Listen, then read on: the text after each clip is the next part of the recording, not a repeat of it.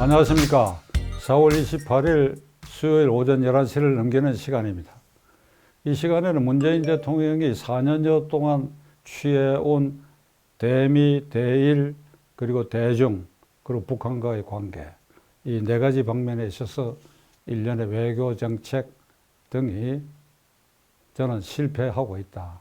실패하고 있을 뿐 아니라 자칫 대한민국을 위기로 몰아갈 가능성이 있다 하는 우려를 하지 않을 수 없다. 지금 이 시점에. 이제 그런 생각을 가지고 여러분과 함께 걱정하는 시간을 갖도록 하겠습니다. 우선 현상적으로는 문재인 정권은 중국에 대해서 친중 사대주의, 우리가 조선조 시절에 중국의 속국으로, 실질적 속국으로 조공을 바치고 수탈을 당할 때와 같은 정신적인 그런 자세로 중국을 떠받들고, 그래요 북한은 어떤 모욕을 가하는 말을 퍼붓고 외면하는데도 불구하고 계속해서 주사파적, 굴종적 자세를 취하고 있고, 그에 비해서 미국에 대해서는 한미동맹이 훼손되거나 약화돼도 어쩔 수 없다. 그래서 탈미해도 괜찮다. 미국으로부터 이탈한다. 뭐 아직은 항미, 미국에 저항한다는 것까지는 아니지만 적어도 탈미해도 괜찮다. 뭐 대통령이나 정용 외교부 장관의 말들이 그런 걸 내포하고 있고, 일본에 대해서는 뭐 토착 외교다, 친일파 프레임을 언제든지 만들어 가지고 일본은 항의를 해야 되고, 일본은 말로 짓밟는 거죠. 말로. 실력으로 짓밟는 게 아니라 징용공 판결을 비난하면 이건 친일파요 토착 외교라고. 중국이나 북한에 대해서 이 정권 실세들이 한 번도 일본에 대해서 토착 외교, 그다음 미국에 대해서 탈매해야 된다는 이런 자세를 한 번도 취해본 일이 없지 않습니까? 그 4년여가 지내왔는데 자칫 많은 이들이 1636년에 일어났던 병자호란을 연상시키는 지금 상황이다. 여진족, 만주에 살던 여진족이 흥기하여 후금, 그래야 청나라로 이름을 바꾸고 황제를 칭하게 되었는데, 조선을 향해서 황제 대우를 하라. 오랑캐가 황제국이 돼 우리가 어떻게 그 오랑캐국을 섬길 수 있냐. 거부하자 정묘호란을 거쳐서 1636년, 지금부터 380년 전에 병자호란을 일으켜가지고 인조 임금이 남한산성에 45일 동안 농성하다가 잠실 롯데 백화점 건너편에 있는 삼전도에서 아주 치욕적인 청태종, 높은 단위에 앉아있는 청태종을 향해서 3번 절하고 9번 이마를 찢는, 이거 한국 역사상 최대 치욕적인 사건. 삼국시대 임금이 반대국에 의해서 처형당하는 일이지만 이런 굴욕적인 것은 이게 아주 역사적으로 처음 있는 일입니다. 조선조는 실제로 망한 거예요. 다만 이 임금의 일가들만 생맥을 유지한 채 전 국민이 의욕이 되고, 그리고 청나라부터 수탈당하고, 그래서 결국 조선조는 망하는 길로 갔고, 지금도 그 후유증이 남아있는지 모르겠습니다. 그러니까 이거 중국이 무섭다. 친중 사대. 이게 이 정권 실세들에게 여전히 친중 주사파적 사대주의가 남아있는 거 아니냐. 그러니까 이런 우려를 지금 하는 시점에 이르렀습니다. 특별히 5월 달에 워싱턴에서 바이든 미 대통령과의 정상회담을 앞둔 시점에 지난 20일 날 뉴욕타임스와 문재인 대통령이 기자회견을 했어요. 통상적으로 주요 국가를 방문할 때는 그 직전에 그 나라의 주요 언론하고 회견하는 게 관례고, 그럴 경우에는 되게 덕담을 하게 돼요. 또 우리가 요구사항이 있을 때도 부드럽게 얘기를 해서 이런 걸 앞으로 고려해 달라든지 논의했으면 좋겠다라든지 이런 외교적 언사를 기자회견에 담아야 되는데, 문재인 대통령은 아주 노골적으로 바이든 대통령, 지금 취임한 지 3개월 된 바이든 대통령에게 북한하고 직접 정상회담을 하라. 만나서 해결하라. 그리고 중국과의 교류 협력도 강화하라. 이래버렸어요. 이건 어떤 의미를 가느냐. 바이든 대통령은 김정은과 정상회담 할 생각이 전혀 없습니다. 요즘 흔히 말하는 말로 톱다운 방식은 안 하겠다고 이미 후보 시절부터 얘기를 했어요. 위에서 만나고 합의하고 구체화되는 걸 밑에서 결정하는. 그러니까 트럼프, 김정은식의 그런 회담은 절대 안 하겠다. 그리고 후보 시절에 김정은이를 깡패라고 한 사람이. 그리고 지금 미국과 중국 간에는 경제전쟁이 일어났고 동남 해안을 둘러싸고 이를테면 준전시 상황에 버금가는 일들이 지금 벌어지고 있는 여기에 중국과 교류 협력을 강화하라. 이건 어떤 의미에서는 바이든 대통령의 뒤통수를 치는 얘기죠. 뒤통수.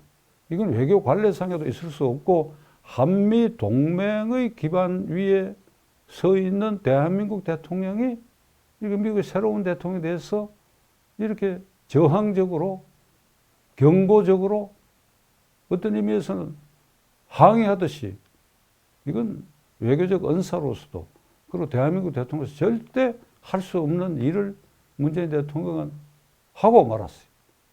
이제 그 후유증이 어떻게 나올지 우리가 주목하고 긴장하지 않을 수가 없는데 또 하나는 그 회견에서 문재인 대통령이 직전 트럼프 대통령을 아주 모욕적으로 그를 폄훼했다는 사실입니다.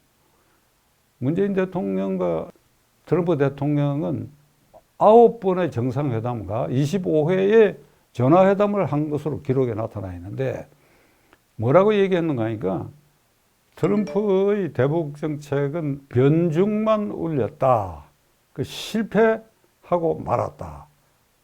결국은 보여주기식 회담을 하고 말았다.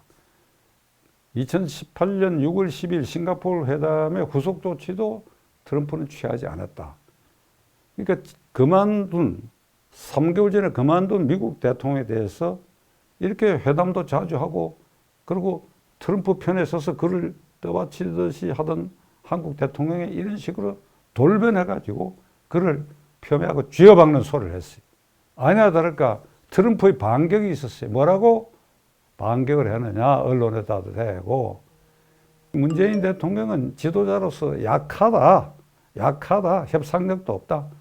그리고 내가 만나는 동안에 김정은이가 한 번도 문재인 대통령을 존중한다는 그런 말과 태도를 취한 일이 한 번도 없다. 아주 이렇게 반격을 해버렸어요. 그러니까 퇴임한 트럼프 대통령이 한국의 현직 문재인 대통령에 대해서 그냥 진뭉개는 소리를 해버렸어요. 이건 문재인 대통령이 일격을 당한 것이 아니라 대한민국 국민의 이게 자존심을 그런 대통령이 앉아 있어가지고 미국의 직전 대통령으로부터 우리가 모욕을 당한 꼴이 되어버렸다. 이 손해배상, 이 국민의 정신적 이 피해에 대해서 문재인 대통령이 어떤 방법으로 배상할 것인가? 북한은 김정은의 동생 김여정 무슨 부의 부부장 뭐 이런 신분인데 그 여동생 그 딸아이라고 할 수밖에 없습니다. 제가 나이도 들고 하니까 그 딸아이 이름으로 되어 있지만 실제로 김정은이가 문재인 대통령에게 향한 말이지요. 삶은 소대가리라. 삶은 소대가리. 그보다 더 심한 얘기도 했고 그리고 판문점 남북연락사무소 그냥 폭파해버리고 북한은 미국하고 직거래하겠다. 직접 또는 간접으로 미국하고만 거래하고 대한민국 이것은 완전히 무시해버리고 안중에도 없다. 그건 트럼프 대통령이 증언을 했잖아요. 한 번도 존중한 일이 없다. 김정은이가. 그러니까 북한에 대해서는 이런 계속 굴종적 자세를 취하면서 미국과 사이도 벌어지고 거꾸로 미국이 경쟁을 하고 있는 중국에 대해서는 굴종적 자세를 취하고 일본은 언제든지 친일 프레임으로 이걸 얕잡아보고 그럼 대한민국 외교가 설 자리가 어디 있냐 이게. 오늘날에 대한민국 정부를 수립하고 74년여 흐르는 세월 동안에 우리의 오늘의 이 부강 산업화와 민주화의 이 성과 미국 하버드 대학교의 지금 교수 이름을 제가 깜빡했습니다만 이 한국학을 전공하고 한국말도 잘하는 한국학을 전공해서 박사학위를 받은 학자가 책을 최근에 출판했는데 책 제목이 한국 사람들은 자신들의 나라가 그리고 그 자신들이 이미 10위권의 선진국에 도달했다는 사실을 애써 외면하는 것 같다고 그게 책 제목이에요. 그 우리는 그렇게 선진국으로도 평가를 받고 있어요. 그 평가를 받는 것만큼 오늘날 부강을 누리게 됐다. 우여곡절은 있었지만 산업화에 성공했고, 아니 지금 거루터기에서 문재인 정권의 586 주사파 이른바 실세들이 누리고 있는 이 부요함, 그게 한미동맹, 한미일 협력관계에서 오는 그 기반 위에서 산업화가 되고, 또 우여곡절은 겪었지만 민주화가 됐다 이게. 그러니까 그 과실을 지금 가장 만끽하는 것이 현 정권이다 이게. 제가 우스운이 비유를 한번 들겠습니다. 이 종북 주사파들은 탈미 정책, 나아가 항미 수준에까지 미국을 이렇게 매도하고 그러는데, 지금 586 핵심 주사파들이라고 지칭되는 사람들의 거의 대부분이 그 자녀들을, 아들, 딸들을 미국이나 구라파 선진국에 유학을 보내는데, 주로 미국 유학을 보내요. 그것도 학비가 비싼데, 박찬종 씨, 이름을 대보라. 이름 댈 필요 없어요. 미국에 유학, 아들, 딸을 미국에 유학을 안 보낸 정권 실세 주사파 586 세력이 누구냐? 이걸 찾는 게 훨씬 쉬워요. 전부 다야, 전부 다. 전부 다. 뭐, 한두 사람 이름 얘기하겠어요. 한명숙, 임종석, 이인영, 다 그래요. 그러니까 이 생각과 실질 행동의 이중성이라는 게 이게 아주 극명하게 드러나는데, 결국은 탈미, 항미, 항일, 이 항일도 1998년에 김대중 대통령이 도쿄에서 98년 10월에 오부지 수상과의 미래지향적인 한일 관계를 선포했는데, 말끝마다 김대중 노무현 정권을 이어받는다는 이 정권 실세들이 이걸 쥐어밟고 있다. 그러면서 그들의 실제 행동은 그하고 정반대로 그 실속 알맹이를 차지하고 있다. 다시 좀 심한 얘기가 될지 모르겠습니다만, 뒤집어서 말하면 김정은 세상에는 가서 절대로 살 수 없는 체질화된 사람들이 그들의 기득권을 유지하는 방편, 그리고 그 지지 세력들을 결집하는 방편으로 주사파, 항미, 탈미, 친중국 지금 이러고 있는 거라고 저는 생각합니다. 그러니까 이런 집단이 이 정권을 맡아가지고 결국은 이런 외교 정책 때문에 나라를 구렁텅이로 빠뜨리게 될지도 모른다 하는 우려를 하는 거, 이것이 이 순간에 박찬종이 아주 참담한 심정입니다. 결론을 내리겠습니다. 문재인 정권의 탈미, 항일, 친중 정책은 결국은 북한에 대한 뜻모를 저는 도저히 이해할 수 없어요. 아까 지금 말씀드린 것처럼 뜻모를 어떤 간절함이 동기가 되어가지고 한국 외교 전체를 망가뜨리고, 그리고 미국과의 전통적인 우호관계, 동맹관계, 한미일 삼각 협력관계, 이거 다 망가뜨리고 있는 거 아니냐. 그 간절함의 본질이 도대체 뭐냐 이거예요. 평양에 가서 살고 싶으냐? 뭐냐 이게 도대체.